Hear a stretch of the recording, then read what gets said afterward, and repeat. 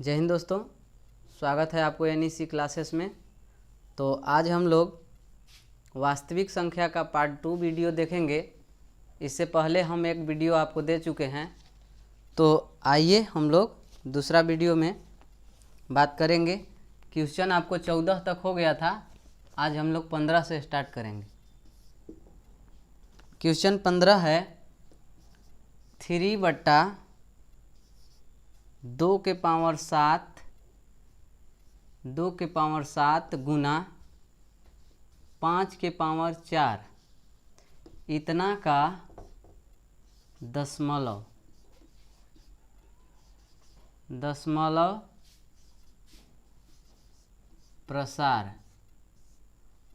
प्रसार होगा।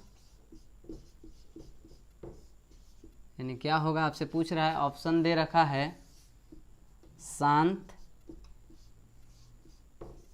बी में है अशांत और सी में है पूर्णांक, और जो डी है वो दिया है इनमें से कोई नहीं।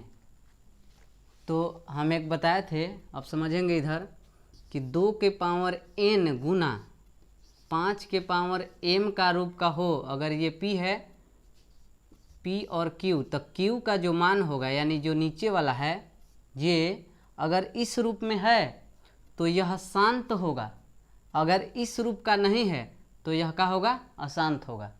तो यहाँ पे हमको दिख रहा है कि 2 के पावर n, अब n का काम कौन कर रहा है, 7। अब 5 के पावर m यानी 5 के पावर 4, यानी इसको देखें कि इस रूप में है तो हम इसको क्या बोल देंगे कि यह शांत है। क्या है, शांत है। आते हैं क्वेश्चन नंबर 2। क्वेश्चन नंबर 2 को देखेंगे। 16 नंबर क्वेश्चन होगा, ये 15 था। सोलह है 17/2 के पावर 3 गुने 3 के पावर 3 गुने 5 के पावर 4 इतना का जो दशमलव प्रसार होगा वह का होगा। ऑप्शन दिया है शांत, ये 3 है, 2 के पावर 3 है। ऑप्शन दिया है शांत, बी में है अशांत, और जो सी है ये भी पूर्णांक दिया है, और डी में दिया है इनमें से कोई नहीं। तो यहाँ देखेंगे कि जो 3 है अगर ये नहीं रहता तो यह हो जाता इस रूप में, 2 के पावर n गुने 5 के पावर m का रूप का हो जाता। सिर्फ नीचे वाला देखेंगे, ऊपर वाला छोड़ देंगे, ठीक है। नीचे वाला में देखें कि यह 3 जो है इस रूप में तो नहीं आ रहा है, कहीं शामिल नहीं है, तो यह क्या होगा, अशांत होगा। क्या होगा, अशांत होगा। यानी ऑप्शन नंबर बी इसका सही जवाब है। समझ में आ रहा है ना। आते हैं क्वेश्चन नंबर 17। क्वेश्चन नंबर जो 17 है दोस्तों, कह रहा है कि 17/24 है, 17/24 जो है इसका जो दशमलव प्रसार होगा वह क्या होगा, इतना का दशमलव प्रसार क्या होगा। ऑप्शन सेम यही है। तो बताना है आपको कि यह शांत है कि अशांत है। तो आप करेंगे इसको कैसे, 17, ठीक है। अब बटा में 24 को लिख सकते हैं 2 गुने 2 गुने 2 गुने 3, यानी 2 दूनी 4, 4 दूनी 8, 8 तिया 24 कर सकते हैं। तो यहाँ होगा 17/2 के पावर कितना होगा, तो 1 2 3, यानी 2 के पावर 3 गुने 3 के पावर क्या कर सकते हैं, 3 के पावर 1 कर सकते हैं। तो यहाँ देखें कि यह इस रूप में अगर होता 2 के पावर n, यानी 2 के पावर तो n है, मान लीजिए 3 है, लेकिन यहाँ होना चाहिए था 5 के पावर m, यानी 5 होना चाहिए था। इसका पावर कुछ भी रहता, अगर 5 रहता तो यह शांत हो सकता था, लेकिन यहाँ तो 3 आ गया, इसलिए यह क्या है, अशांत है। ठीक है, अशांत है। आते हैं क्वेश्चन नंबर 18। क्वेश्चन नंबर 18 पे बात करेंगे। ये बी ऑप्शन है अशांत।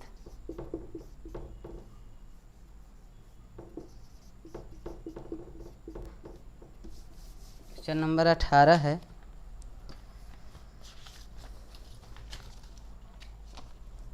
बोल रहा है कि 11 बटा जो 25 होगा इतना का दशमलव प्रसार क्या होगा।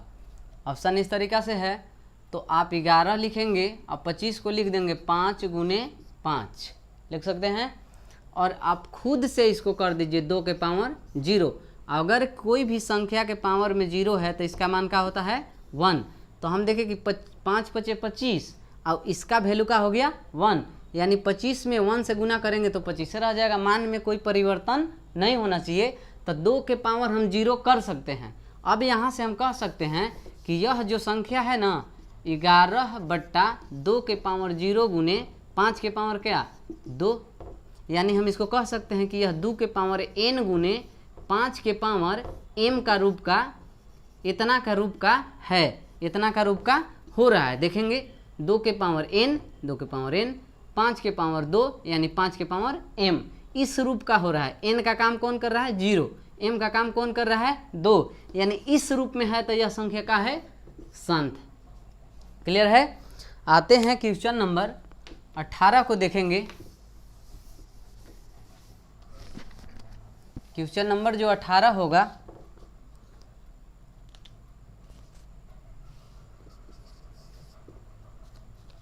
कह रहा है कि √3 है, √3 है एक, मतलब जो √3 है उसको पूछ रहा है कि यह क्या है, परिमेय है, अपरिमेय है, पूर्णांक है, ये चीज़ पूछ रहा है आपसे। तो ऑप्शन है ए में परिमेय है, बी है अपरिमेय है, अपरिमेय है, और जो सी है दोनों है, दोनों है, और जो डी है इनमें से कोई नहीं, इनमें से कोई नहीं। तो रूट जो 3 है, जैसे हम बताए हैं कि परिमेय संख्या जो p बट्टा q का रूप का हो और q इज नॉट इक्वल 0, यानी q का मान क्या नहीं होगा तो 0 कभी भी नहीं होगा, यानी p बट्टा q के रूप का हो उससे परिमेय संख्या कहते हैं। अब p और q का है आपका पूर्णांक संख्या, यानी पूर्ण भी बोल सकते हैं, पूर्णांक भी संख्या बोल सकते हैं, यानी सभी पूर्णांक संख्या परिमेय संख्या होता है, लेकिन किसको छोड़कर 0 को छोड़कर। अब 0 कहाँ नहीं होना चाहिए तो q का मान 0 नहीं होना चाहिए। p भी आपका अगर 0 है तो p भी आपका क्या है परिमेय संख्या है, क्या है कि 0 के बट्टा में क्या छिपल है 1 छिपल है। तो आप कह सकते हैं कि 0 भी एक क्या है परिमेय संख्या है, क्या है परिमेय संख्या है। तो आपको q का वैल्यू का नहीं होना चाहिए, तो q का मान 0 नहीं होना चाहिए। तो ये पूछ रहा है कि √3 का है, तो पूर्णांक संख्या में आप देखे होंगे कि पूर्णांक संख्या उसे कहते हैं जो माइनस इन्फिनेटिव से लेकर प्लस इन्फिनेटिव तक के वैल्यू को पूर्णांक संख्या कहते हैं। थोड़ा सा इसको समझेंगे,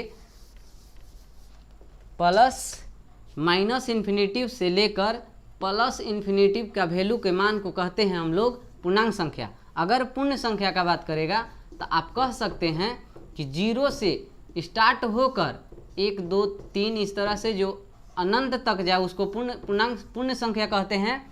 तो यहाँ देखें कि पूर्ण और पूर्णांक में दोनों में √3 नहीं आ रहा है, इसमें तो शामिल नहीं है, तो हम कह सकते हैं कि जो √3 है वो क्या है अपरिमेय संख्या है, क्या है अपरिमेय संख्या है। क्लियर है दोस्तों। आते हैं क्वेश्चन नंबर 19। क्वेश्चन नंबर जो 19 है,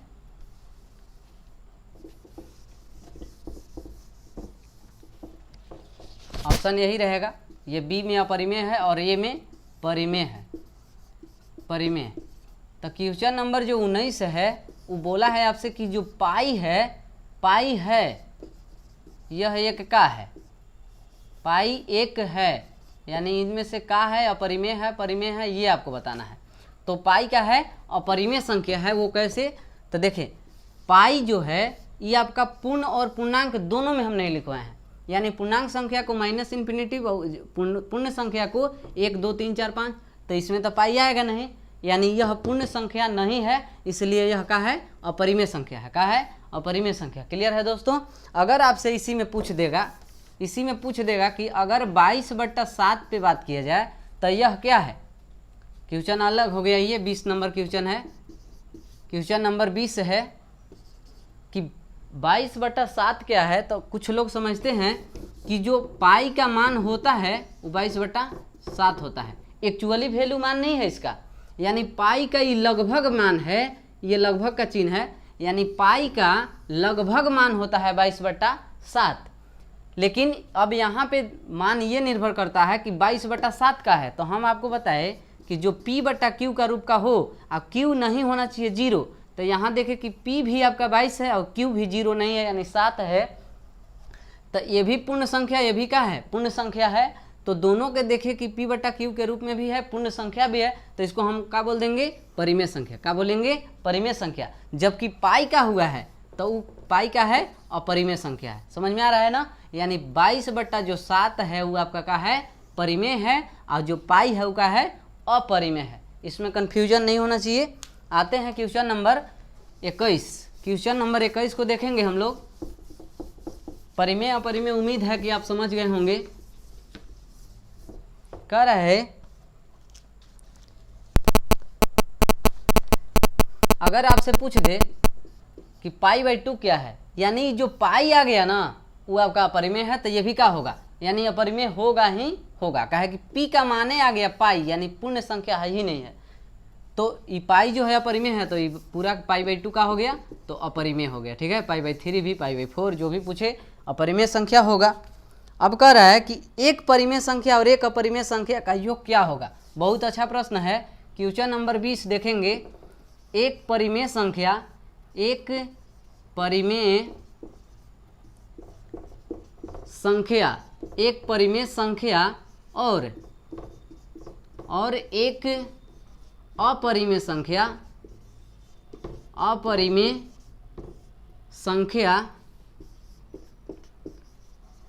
संख्या का योग, यानी जोड़ कह रहा है, योग क्या होगा। ऑप्शन परिमेय,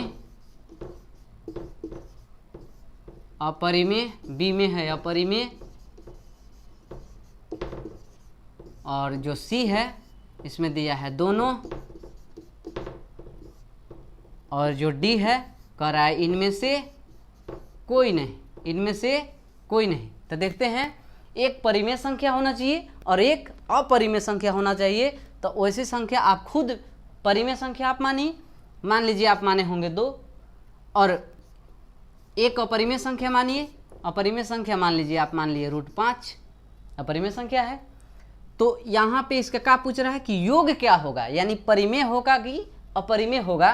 तो देखिए दोस्तों, यहाँ पे योग पूछे या इसका अंतर पूछे तो दोनों कंडीशन में क्या होगा, अपरिमेय होगा। काहे कि देखिए 2 प्लस जो √5 है यह क्या है, अपरिमेय संख्या है।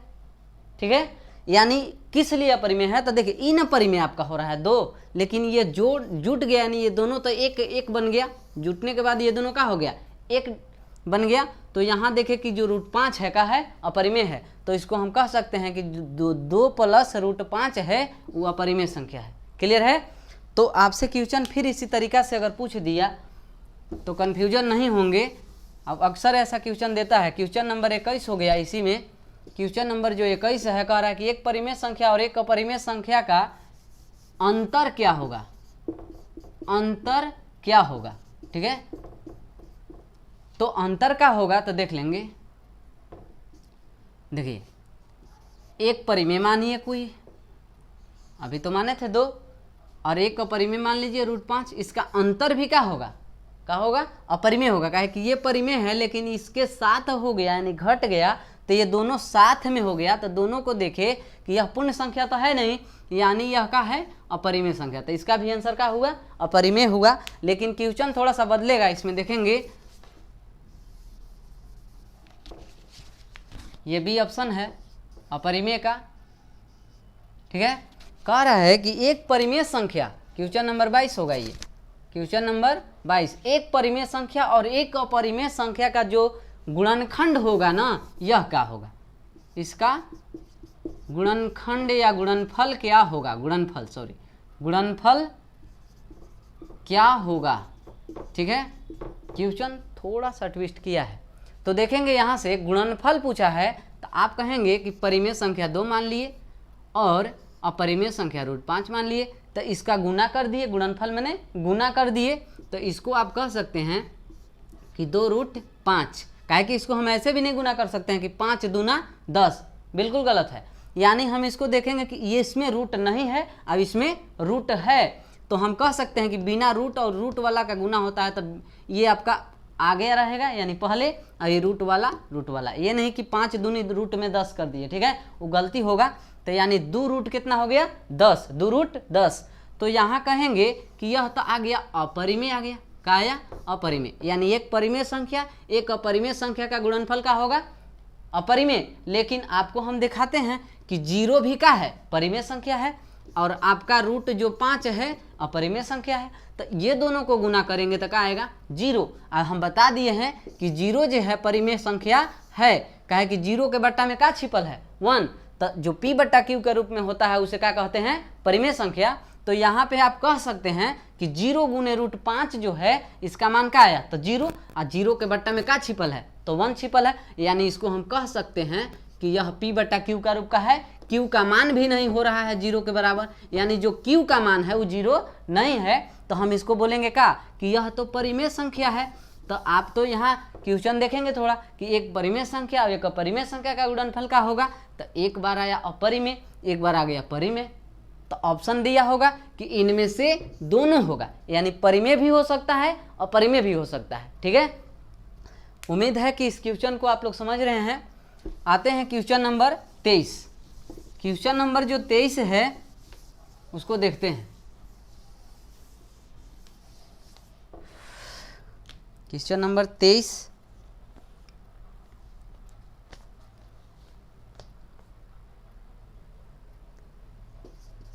बोल रहा है कि एक शून्येतर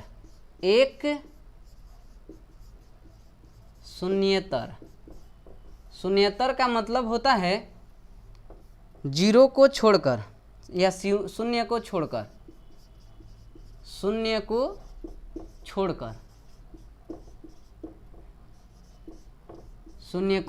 शून्येतर का अर्थ होता है क्या होता है शून्य को छोड़कर। अब देखेंगे कि एक शून्येतर परिमेय संख्या एक शून्येतर परिमेय संख्या और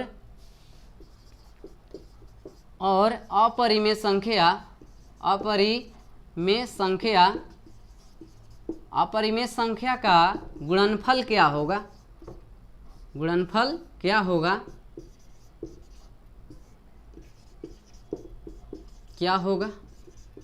तो आइए, ऑप्शन है अपरिमेय, बी में है परिमेय, सी में है दोनों,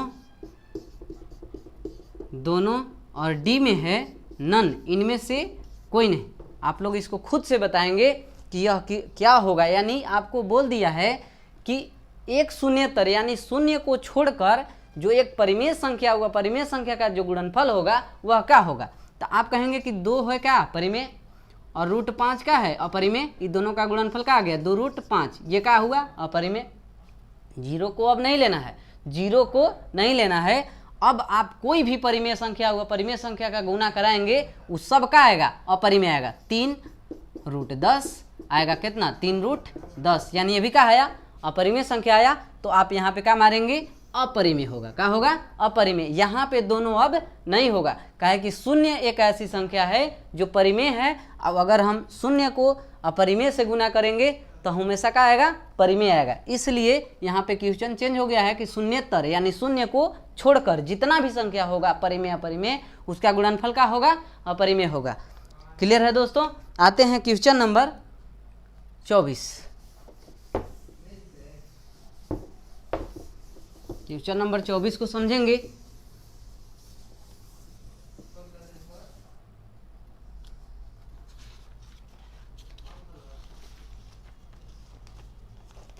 क्वेश्चन नंबर जो 24 है बहुत अच्छा प्रश्न है। √3 + 3 3 प्लस रूट 3 और यहाँ है 3 माइनस रूट 3, यह है यानी क्या है, ऑप्शन ए है, परिमेय होगा, परिमेय होगा। बी में है अपरिमेय होगा, अपरिमेय।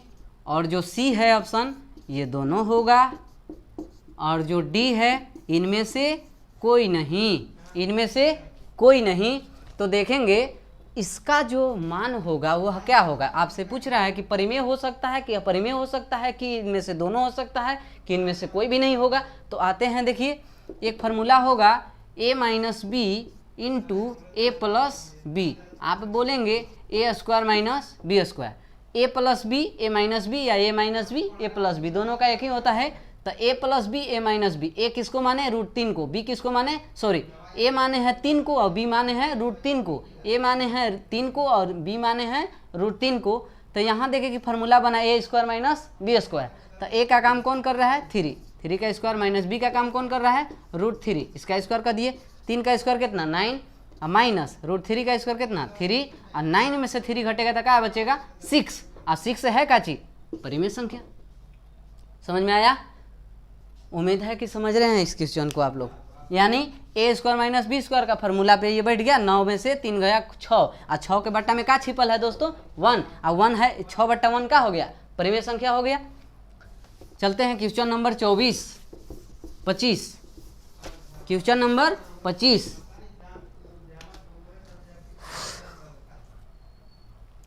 क्वेश्चन नंबर जो 25 है, पूछा कि 3.57, इस पे बार ब्रैकेट है, तो पूछा कि यह क्या है। तो आपका ऑप्शन दिया है कि परिमेय है, परिमेय, बी है अपरिमेय, अपरिमेय, और जो सी है दोनों, दोनों, और जो डी है वो है नन, इनमें से कोई नहीं। बताएंगे? तो जब भी ऐसे प्रश्न रहेंगे तो आप समझना ये है कि इसको हल कैसे करेंगे, यानी इसको p बटा क्यू के रूप में ला देंगे तो यह परिमेय संख्या हो सकता है। तो देखिए इधर इसको हल करते हैं, यानी 3.57, यानी यह संख्या बार बार आएगा, इसलिए इस पे क्या कर दिया गया, बार ब्रैकेट। अब इसका बनाने का जो रूल है, यानी इस 3 को अलग कर दीजिए, यानी 3 रुपया में, अभी क्या है पैसा में, तो इधर कर दिए 57 पे बार। ठीक है, तो यहाँ देखिए इसको ऐसे कर देंगे 0.57 पे बार। ठीक है, तो ये 3 हो गया। अब इसके बदले, यानी जितने पर 9 है, सॉरी बार है, उसके बदले में नीचे जय गो पे है तो एगो 9 हो जाता है। ठीक है, अब आप इसको कह सकते हैं कि 3.57 बट्टा 99, इसको गुना भी करेंगे तो यह होगा, यह p बट्टा क्यू के रूप में होगा, यानी यह क्या है, तो परिमेय संख्या है। जब भी इस तरीका के प्रश्न आएगा, ऐसे पूछता है कि 0.6 पाई ये क्या है, तो परिमेय संख्या है, क्या है, परिमेय संख्या। तो इसका आंसर क्या हो गया, परिमेय संख्या हो गया, यानी क्वेश्चन नंबर 25। आते हैं क्वेश्चन नंबर 26। क्वेश्चन नंबर 26 को देखेंगे।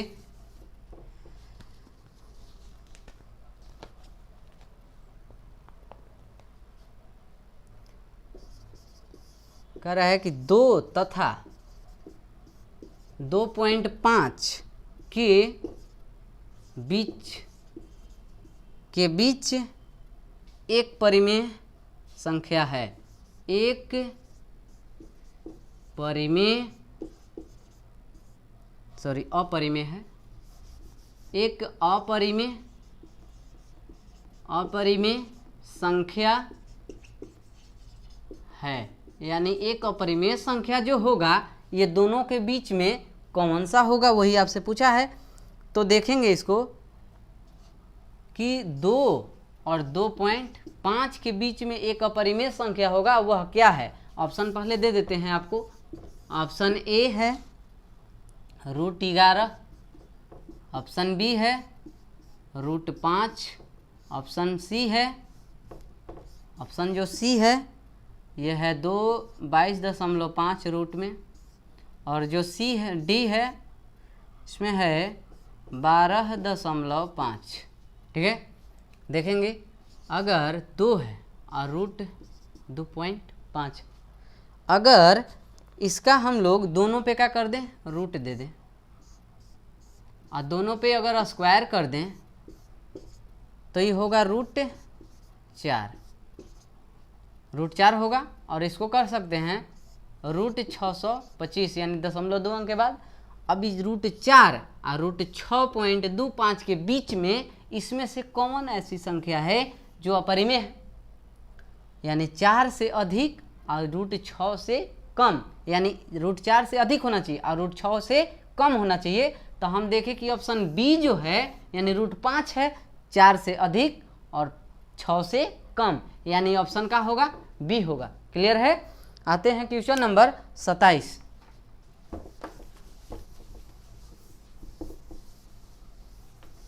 क्वेश्चन नंबर 27 को देखेंगे।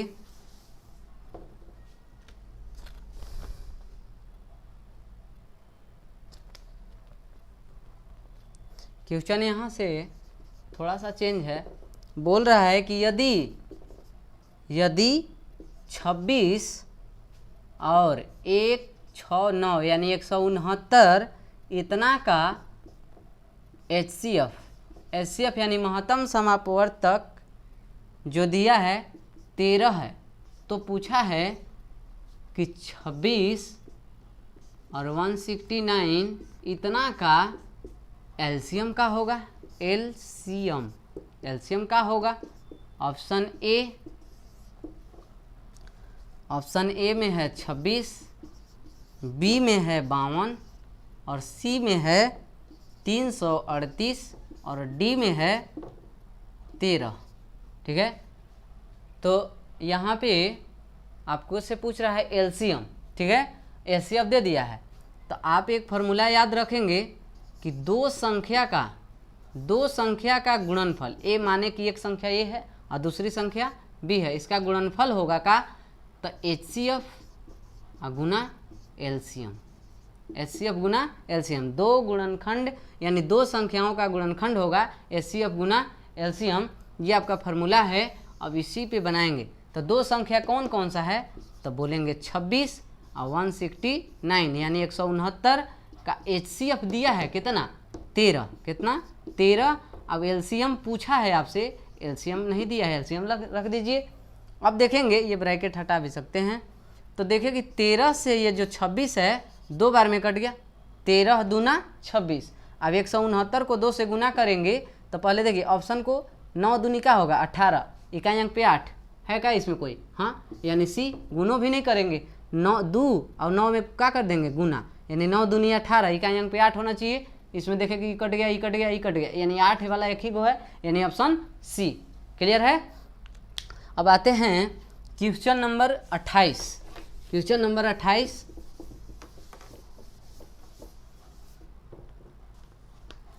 कह रहा है यदि, क्वेश्चन नंबर जो 28 है बहुत अच्छा प्रश्न है, यदि ए तथा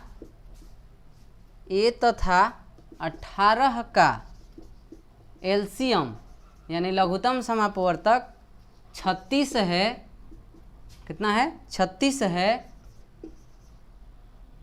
तथा ए और 18 का एचसीएफ 2 है, एचसीएफ 2 है, तो ए का जो मान होगा वह क्या होगा। ठीक है, ए का जो मान होगा वह क्या होगा, आप लोग बताएंगे। तब तक इंक डाल लेते हैं इसमें।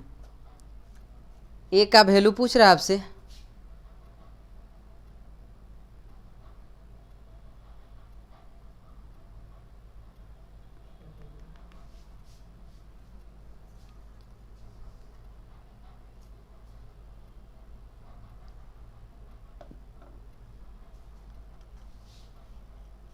चलिए दोस्त देखते हैं। पूछा है कि यदि ए है, स्मॉल ए है, तथा 18 का जो एलसीएम दिया है 36 है, तथा ए और 18 का जो एचसीएफ है 2 है, तो पूछा कि ए का जो मान होगा वह क्या होगा। ठीक है, तो आप करेंगे दो संख्या का गुणनफल, ए गुना बी, यानी दो संख्या का गुणनफल बराबर होता है, लिख देते हैं, दो संख्या का गुणनफल होता है HCF गुना LCM। ठीक है, तो दो संख्या कौन कौन सा है, A और 18, तो लिख देंगे A गुना 18 बराबर LCM कितना है, LCM 36 है, HCF कितना है 2, HCF 2 गुना LCM 36। यहाँ से 18 से कटाएंगे, 18 दूनी 36, यानी A यहाँ बच गया। अब इधर का हो गया 2 गुने 2 कितना 4, यानी कि जो A का मान होगा वह क्या होगा 4। तो ऑप्शन में दिया होगा कहीं 4, आप मार देंगे ऑप्शन। ठीक है, ठीक है दोस्तों, तो आज के लिए बस 28 गो प्रश्न होगा, और तब तक के लिए जय हिंद। मिलते हैं नेक्स्ट वीडियो में।